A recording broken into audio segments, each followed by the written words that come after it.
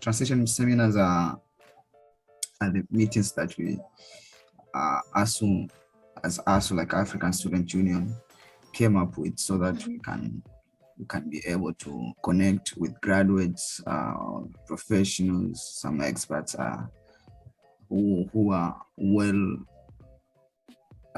linked with within our African communities, and get that awareness and some insights plus informations, connections on how things are going over there. So they're basically for preparing an African student here at Earth University to, as he or she goes out, to have some sort of an idea, general way on how, a sketch of a map on how to do things. There are those who would like maybe to do some graduate programs, those who like maybe from here to do to attend some a fellowship program, work, any plans that they may have. So basically that's the main aim of the transition meetings that officially we have started. So I would like to welcome Ms. Precious, maybe to give us a little introduction of herself and directly jump into our main agenda as how to become a real entrepreneur. So you're great. That title is interesting. A real entrepreneur. I don't know. I think it's relative. A real entrepreneur. It's always a learning process. So a real entrepreneur can be so many things. So yeah, I'm flattered. But yeah, I will talk more about that. Yeah. So my name is Precious Akampudira, and I also go by Bayeda. And I graduated from Earth University in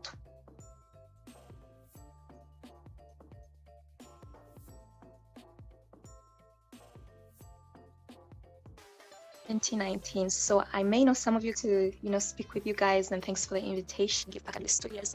Anyway, after graduation, and it was tough because it was at the verge of the pandemic, yeah. And the world was going crazy. Borders were being shut down.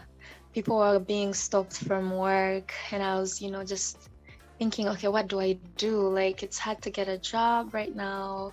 You have to stay locked in. So I came back to Uganda and I had to stay indoors for almost the entire 2020 because of the, lockdowns and everything that was going on. So it was a very challenging time, especially having been away for so long and then coming back and you're indoors. But I used that time, it was very helpful to put my thoughts together of, okay, what do I really want to do? I've always been passionate about community work and helping smallholder farmers, and I love children. Anything that affects children is I feel very strongly for. So I started just drafting ideas, and I read a lot of articles and read about entrepreneurs, and then I started drafting my business proposal in 2020 during the pandemic in the lockdown. But at the same time, I thankfully got some work opportunities, remote work opportunities, on contract basis with some NGOs. I'm in another meeting though.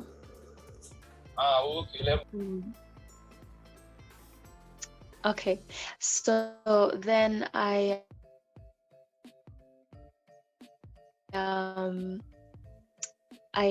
towards the end of 2021.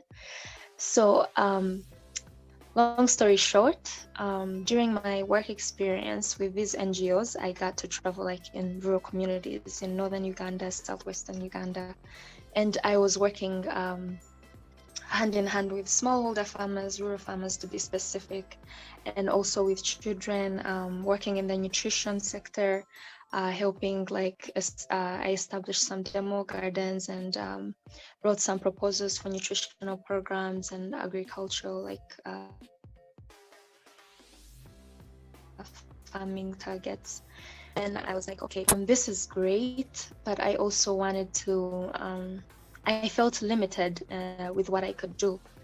And of course, I kept adding on to my proposal. And towards the end of 2020, there was a call from Earth University, with the MasterCard fellowship program, Earth University fellowship program. They were like, okay, if you have business proposal, you have ideas, or you're already doing something, please bring in your submit your application, and you'll go through the interview. I was like, wow. So it came in handy because I'd already been preparing my proposal, putting my thoughts together and writing a proposal. So I modified it and got into the fellowship program. And so most of 2021, I began like in March into the fellowship program, and which ended this year, beginning of this year. So within that 1 year, I was under the incubation program at Makerere University, food technology and nutrition department.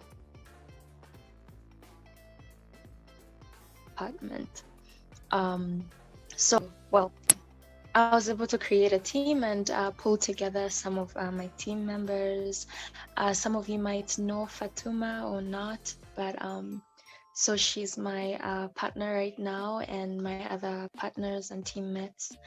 And we've so far worked on a product, Nutrimori, which is on market. And so most of 2021 was product development and modification, really, and also company registration and all the bureaucracy that comes along with that. But what do I want to hint on here is, while at Earth, I became passionate about moringa. Yeah, Nutrimori is made with moringa, if any of you know about the herb moringa. And so I began doing I took the elective of food processing and experimented doing a lot of food products, granola, then the nutritional moringa drink that I processed there. And that was the beginning of the Nutrimori that's on the Ugandan market right now. So so when I came when I was drafting my ideas, I was like, okay, I want to work with partner with smallholder farmers, but I also want to help children. And as malnutrition is very prevalent in children, and okay, so we can help farmers reduce post-harvest losses, while at the same time adding value to the produce, but targeting nutrition, producing really conscious products that are nutritious and that are going to add something to the client or to the buyer or to the children population or whoever buys it, the health conscious population. And Makerere was very helpful because then I had the facility, right, to do further lab analyses and prototypes to modify the product to the Ugandan market and resources. So yeah, so far that's really been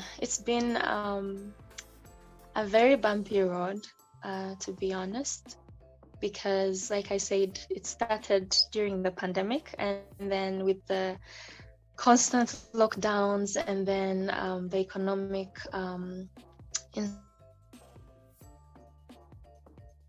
instability also, and figuring out, especially so Makerere was a new institution and the incubation program had actually ended. So when I got there, the system was very unstructured, and I had to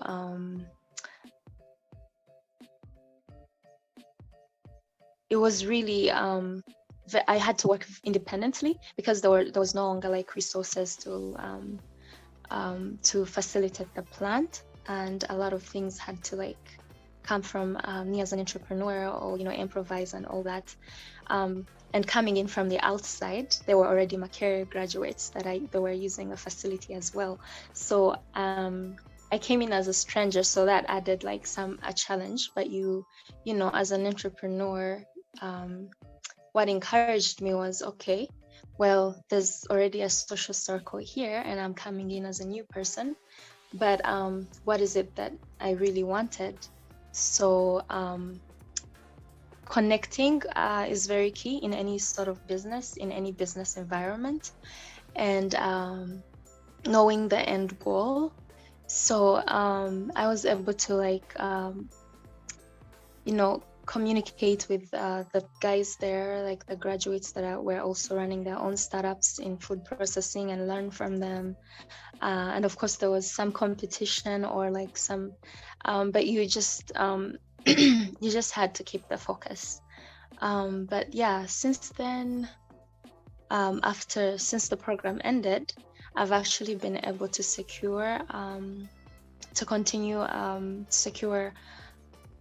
a place still to continue using their facility, outsourcing, because also as a startup, we don't have the funding, right, to have our own facility. And so outsourcing is very key depending on what you're doing, as you save up to have your own facility.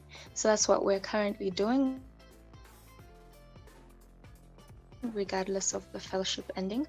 But the other thing is, the fellowship program, yes, facilitates you with an incubator and then a monthly stipend. But if you want to go into entrepreneurship, you have to know that they're not going to fund you. They don't give you seed funding, at least for our year. So you also have to plan ahead and organize yourself of, okay, where is the money that I'm putting into this startup going to come from? Am I really ready to sacrifice this?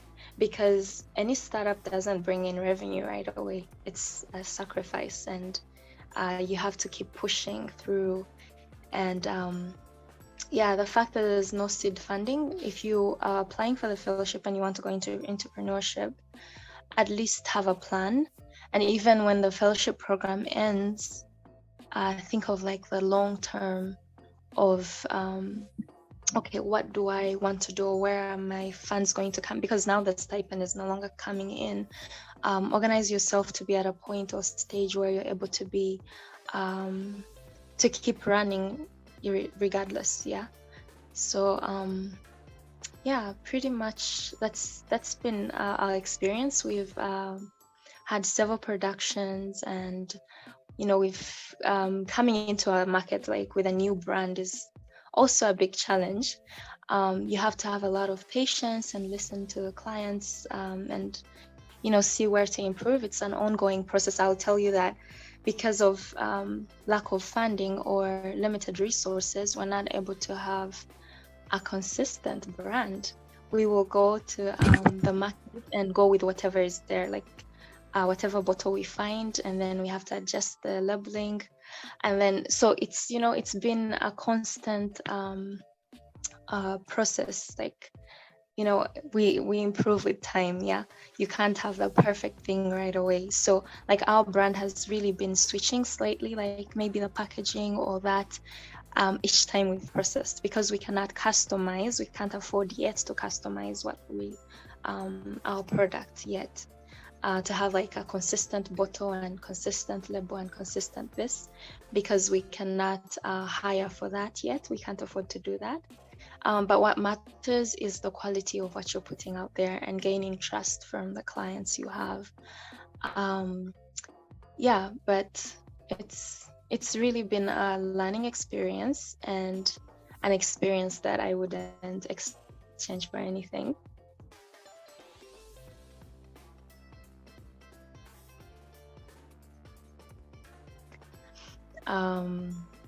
But so I will take a question you may have.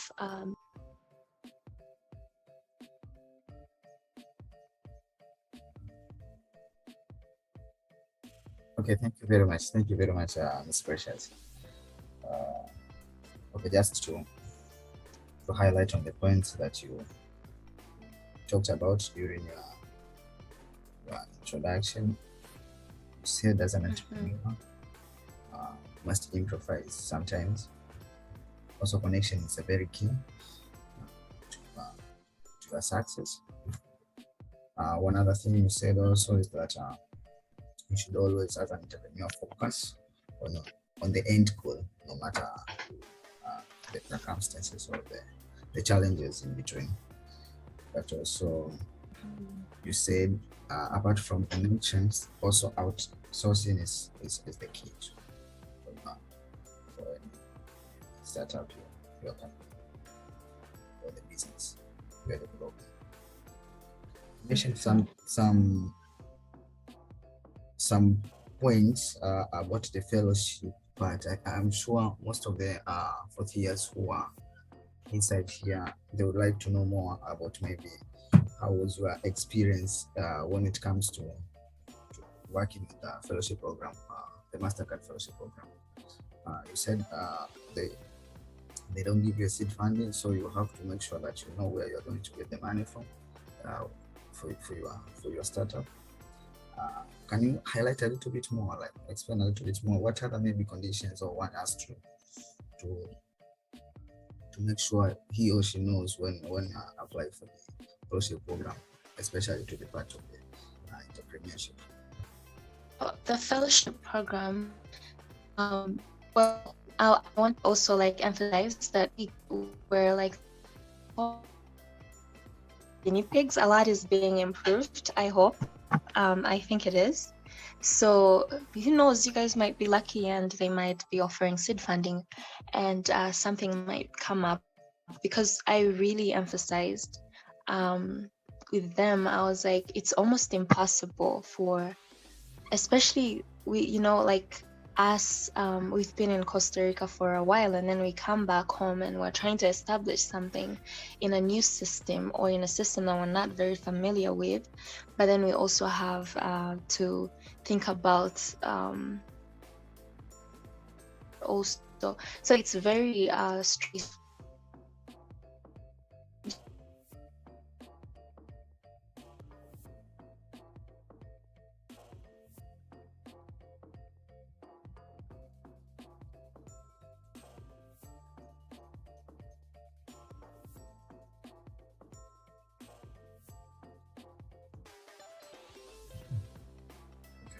Okay. I don't know if it is cutting, but can you hear us, Ms. Precious?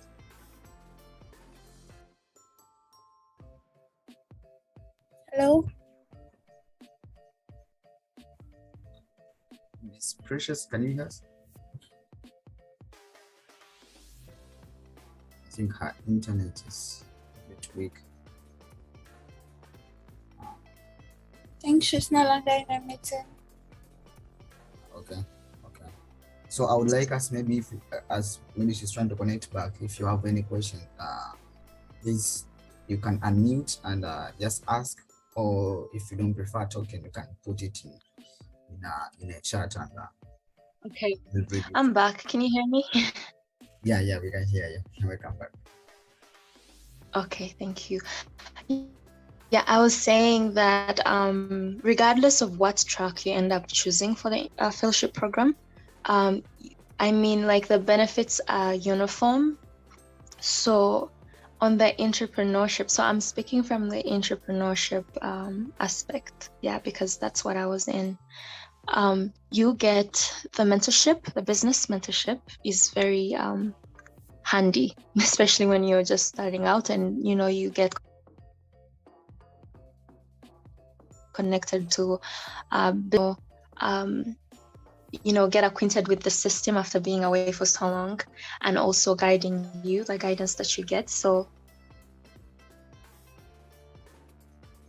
the fellowship gives you the mentorship that you then they give you, yes, the hosting, a facility to do that from.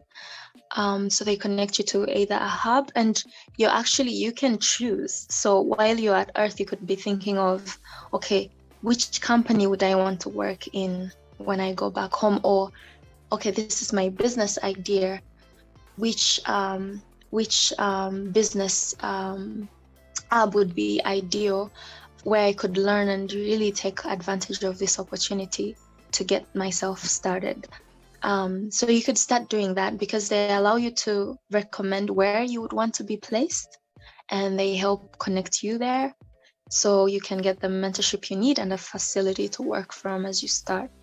So in addition to that, you get a monthly stipend that for you, because you're not going to be working, or if you're working, if you're in the employment track, to avoid limitations from the companies, they tell them sometimes, okay, we are going to be, you don't have to pay these, you don't have to pay the the fellows, we will be giving them a stipend. So that is to help cover your accommodation, your food, your in-country travels or transport to work and all that.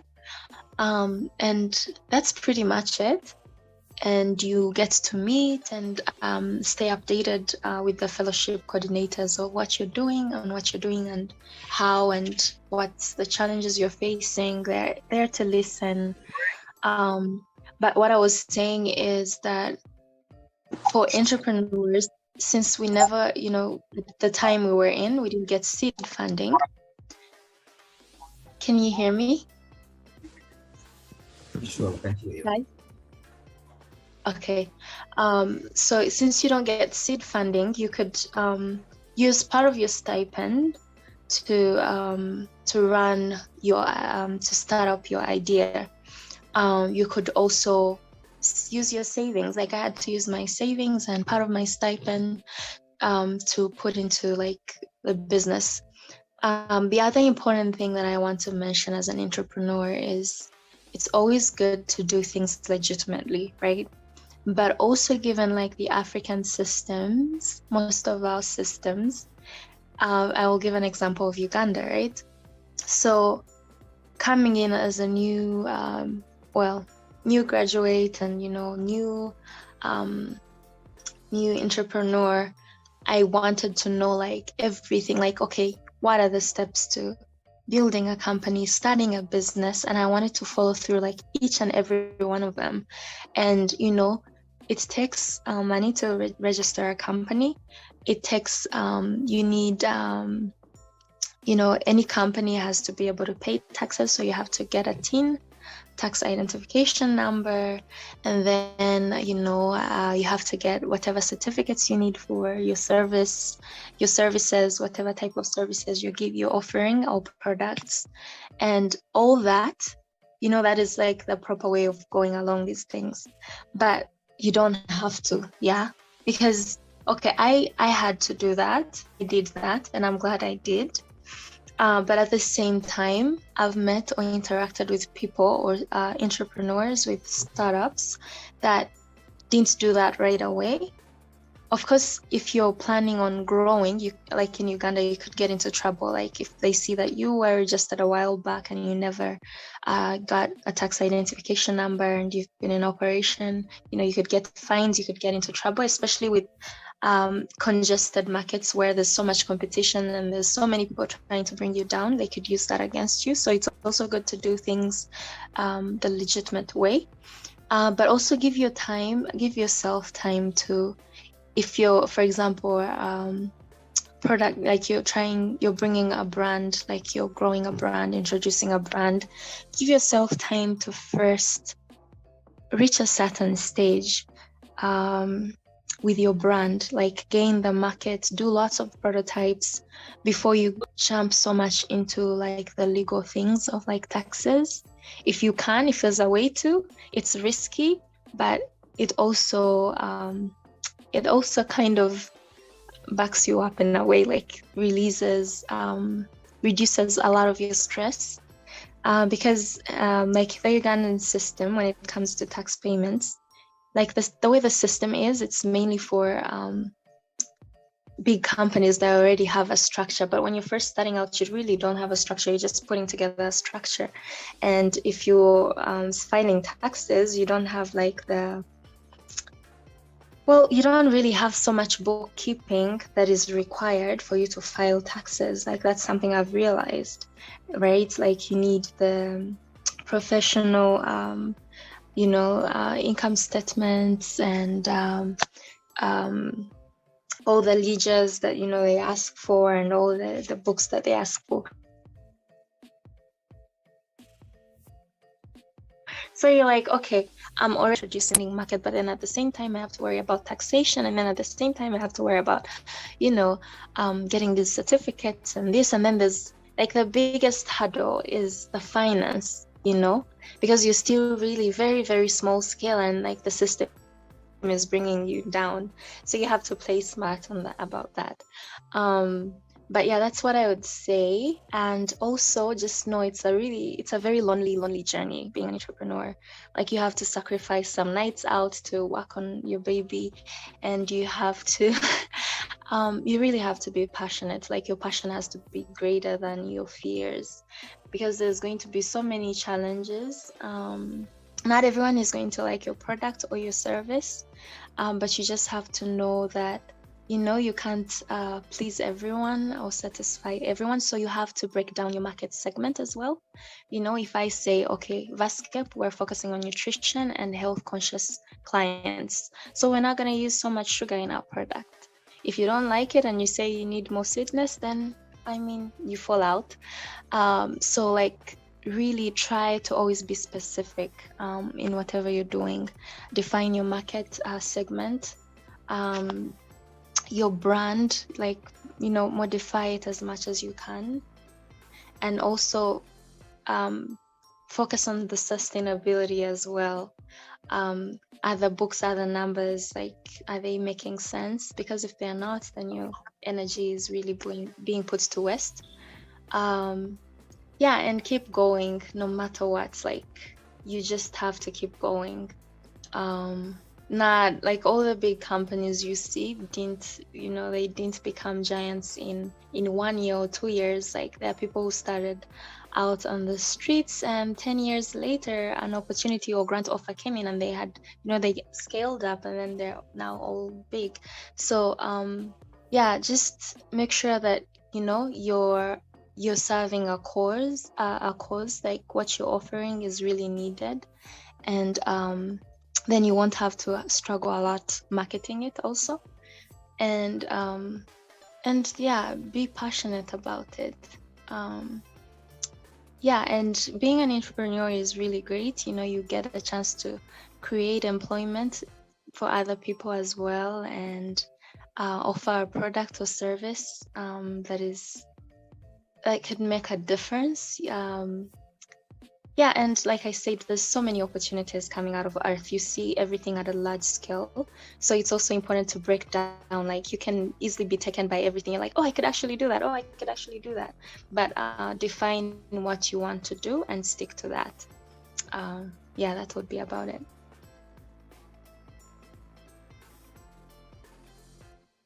Thank you very much. Thank you very much, Ms. Precious. I don't know if there's anyone with a question.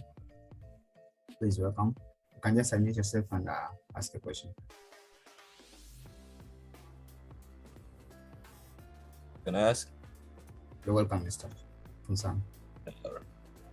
Precious, thank you for your presentation. I just wanted to know, how was your transition process like from Earth to Uganda? How was it? Yeah, I think I mentioned a little bit about that. It was more challenging. At least now the pandemic and the restrictions have calmed down a bit.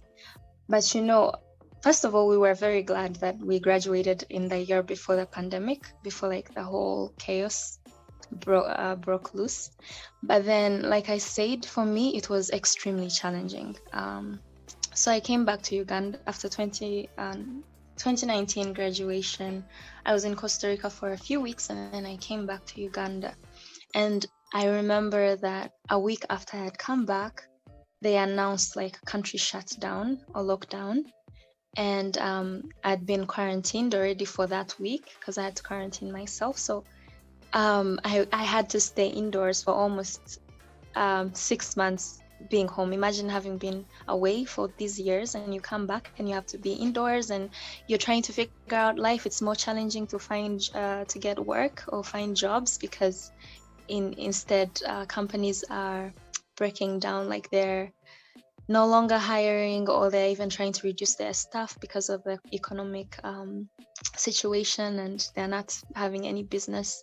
So it was challenging, but what I did, I used that time to put my thoughts together and think about what I wanted to do with my, the knowledge I'd gained from Earth, the skills I had gotten. And so that's when I actually started drafting the whole idea of Vascape. And thankfully, by the time we announced the fellowship program, I already had something. Yeah, and I had already kind of did some surveys around. So it really helped me get into the fellowship program. And also I used, yes, it's also very important to use your connections. While at Earth, I know there's so many people coming in and out of the university to check it out, to learn about what we're doing. And so at Earth, I used to give a lot of tours, and I made a lot of connections. And like networking is very, very key. I remember like the first contract job I got was through a connection that I got. It was actually from a connection that I got at a conference I went to in South Korea.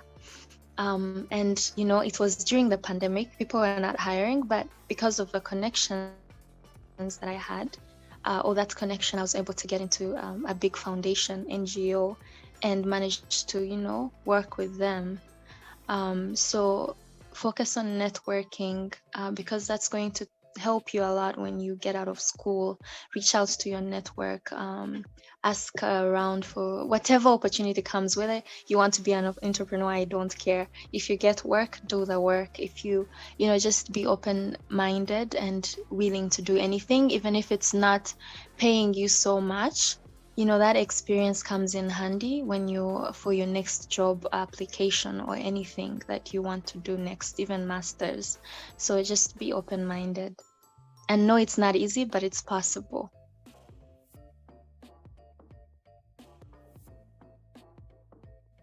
Thank you very much. Thank you very much. I think the question has been answered, Mr. Hassan. I see a question, I mean a hand from Sakala. You're welcome.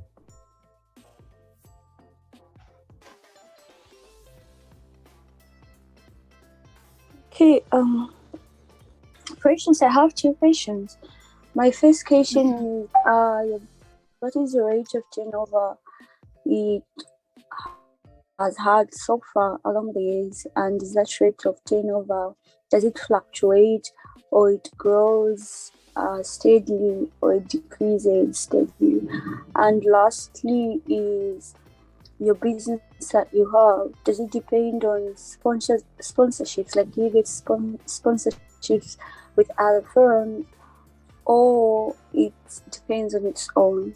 And how do you do that if it depends on its own? Okay, I got the second question. The first question was fluctuating. Is it in terms of my business specifically? Yes, your business specifically, like how is the rate of turnover? Does it fluctuate, or it grows steadily, or decreases steadily?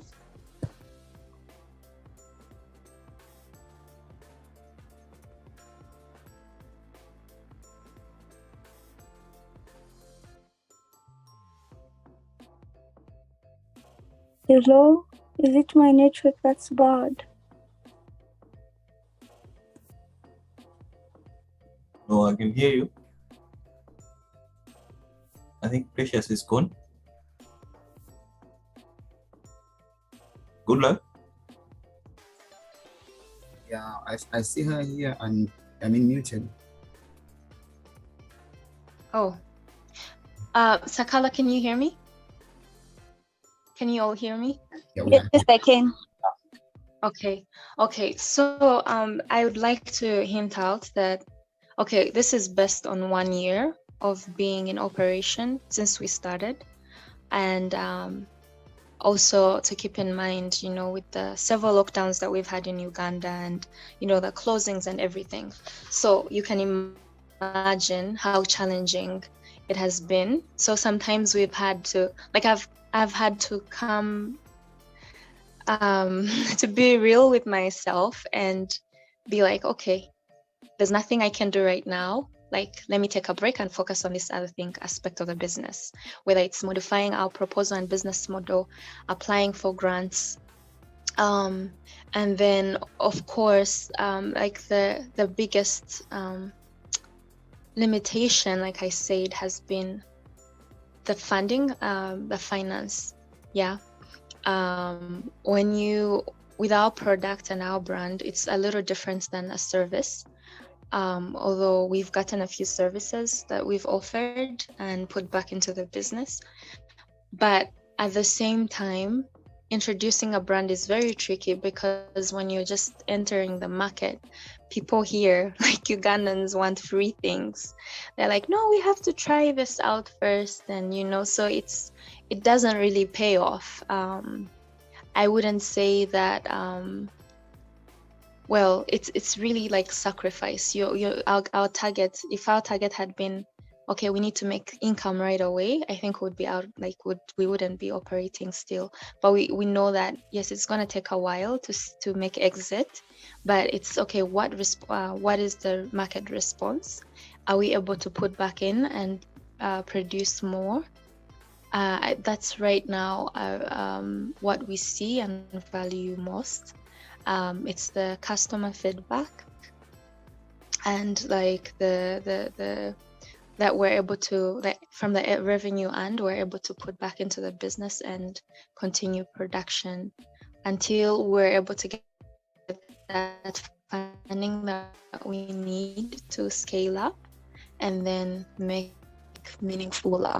So yeah, it's really been a lot of, yes, fluctuating here and there, and sometimes stagnant trends, and then we figure out, okay, we need to modify it like this. Oh, this is slightly different, so it's like starting over. And the other challenge has been really getting certified and getting the trademark that we need to be on market. So that has really limited us, like our market size, and also yeah, basically the resources is what's really limiting us right now, but we're managing at least to stay in operation. I wouldn't say we're making so much, like, no, but we, like our brand or the products, you have to see, okay, does my service and product have potential to, to scale up and be sustainable?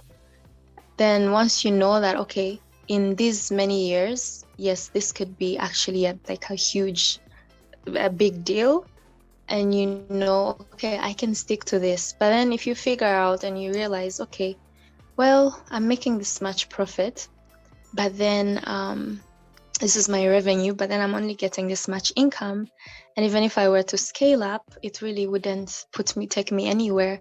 Then it's always good. Sometimes, like, patience is good, but sometimes it's okay to give up if something doesn't make sense financially and isn't sustainable.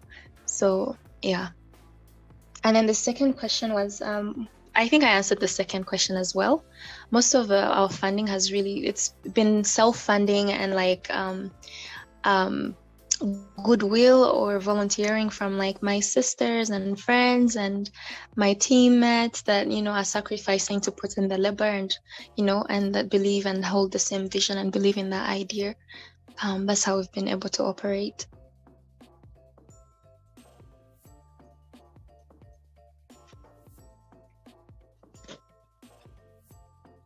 Thank you very much. Thank you very much, Ms. Precious. I don't know if there is another person with a question. Please just unmute yourself and you can ask, or a comment. Yeah, I see a hand from Catherine. You're welcome. All right. I think you said that the benefits for both, either you go into the entrepreneurship or you decide to work with a company back home, right? But then I want to be very sure you get the same mentorship whether you choose to be an entrepreneur or you choose to be working with a company. And if you do get the same business mentorship, then how is the schedule? I know you've not gone into like the business aspect, but then how do they try to your schedule for the day, going to work and then having business internship or mentorship as well? How does that work? Okay, so that is between you and your mentor. So wherever you're placed, you're offered a specific mentor, individual that you have to work with and consult with. So when you start, you have to create a work plan, and you need to know, like, okay, what are my objectives? Okay, prepare yourself very well, because that's the only way you can benefit from the fellowship program. Otherwise, before you know it, it's ending and you're like, oh wow. So at the beginning, what I did is I would advise, like, have objectives of what you want to accomplish within the fellowship program. Share that with your mentor, and then organize your work plan according to that. And then from there, it's really flexible. Like for me, it was very flexible. It was because, you know, after you graduate, you're no longer a student whereby, okay, you have to be in Cosechas by 6, or I don't know, you know. No, you're accountable. It's really for your own benefit, especially if you're in the entrepreneurship track. You know, you're trying to start up something, so you have to prioritize and use your time effectively within the 1-year fellowship program. The other thing we asked for the entrepreneurs was, we asked if they would make it a bit longer, because we felt like 1 year wasn't really enough to get us started or kick us off at the right stand. But anyways, I don't know if that's going to change. But whatever track you're in, whether it's employment, whether it's like, if you, for example, employment, I'm sure for most people, the reason they want to get into employment, and if they're choosing a location to work with them after the fellowship, yeah, create your object. There you would be given the objectives of what the company wants or the organization, and giving it your best. That way, at the end, you maybe secure your self-employment would be key. As an entrepreneur, which is the main theme for this, it's your company, it's your startup. What objectives do you have, and what do you want to accomplish within that 1 year? So if I have these many objectives, can I accomplish them in 1 year? Do I have to dedicate? So you have at least to dedicate 5 days a week to report to the station or the incubator, or depending on how you're working with your mentor, you can, you know, it can be flexible, like especially with the lockdowns last year. Like sometimes you had to work remotely, like just stay in touch online with your mentor, or, you know, you really feel it's very flexible. It's you to create that timeline yourself.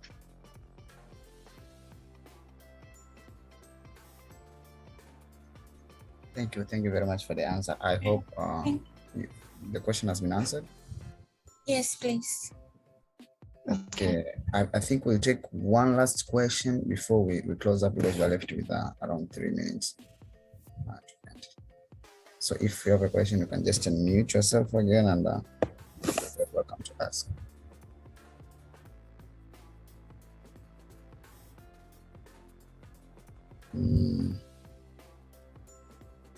Okay, it can be a comment also. Doesn't not necessarily to be a question. If you have a comment or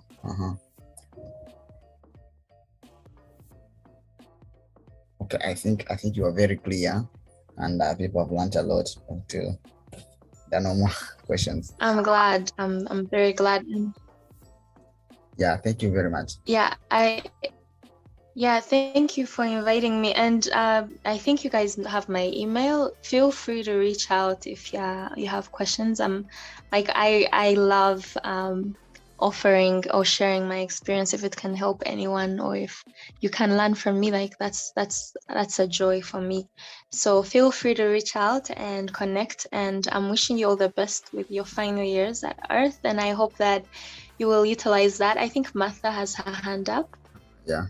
Yeah, I just remembered something I wanted to ask. Going back to Uganda as a graduate from Earth, did it make you like so different from others? Let me say, when you went out like to do something, or maybe if you met other people, you're looking for a job or something, did it make you different? Or did it give you like more opportunity than others? Is there a difference? Okay. Well, definitely, depending. So at Earth, I think our skill set is you get the hands-on, you get the practical experience, and that helps you stand out, because most of the universities in Uganda, yes, they have they might have good course material and everything, but it's not as intense and practical as we do at Earth, you know. So you are different in that aspect, where from that experience, like more about it's easier to transition into the work environment, and you have a little more confidence. Again, this is it goes down to the individual. It can be challenging. Sometimes you might be like, oh wow, I'm just starting something new. You're not sure, like, okay, can I apply this well, what I learned well in the field? But trust me, I encourage you guys to know that you really have that advantage, and to be brave and be open to trying out things. And they also know, like, that advantage is like the employers, when they hire you as a new graduate, they know that you're still that they have patience. And so don't be scared to make mistakes, like and give your opinion and try things out. That will also help you stand out more. And the fact that you already have hands-on experience, trust me, it couldn't go so wrong. Yeah, and of course, the other thing that I would like to say in Africa, well, when you talk about Costa Rica and a degree in Spanish, sometimes people can be a bit, which is why you have to use the network. But once people learn about it and they're like, oh, this is the coursework you've done, and this is what they know, like, okay, well, you could actually, like, you can, your knowledge can be applied in so many fields. So you have also a broader spectrum of employment or work opportunities open to you. Yeah, and like now the good thing is you have the translated degree, so you can always explain. Like sometimes I had to explain further, like, okay, so Earth specializes in this, like give it that push for people to be aware or to learn more about it. For example, if you're finding employment and you're like, okay, I graduated from Earth University.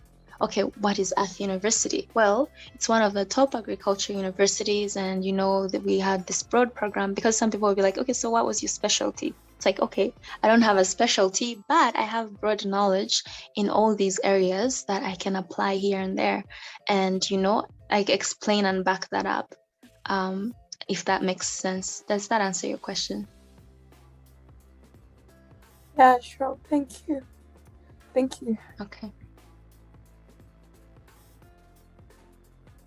Okay, again, thank you very much, Ms. Precious, for your time. It's around, I think, 10 over there, right? 10 p.m. Yes, especially 10, yeah. Yeah, we are very sure. Yeah. The time difference also was a challenge. No, it's fine. It's better than 10. Like when you say, oh, at 10 p.m., I'm like, 10 p.m. and going on. But yeah, thanks for being flexible as well. I know it's afternoon there, and you probably have to go for lunch. So thanks a lot again for the invitation, and I hope I was able to, and wishing you all the best at Earth and your remaining years. And yeah, thanks. We're the next African change makers. And remember that whatever you're doing, like nothing, you can everywhere, like there's a scope of impact, whether not everyone like can be a researcher. Not everyone can be but it really takes finding your identity, and which also takes some time, but be open to experimenting, to gaining the experience, because that's how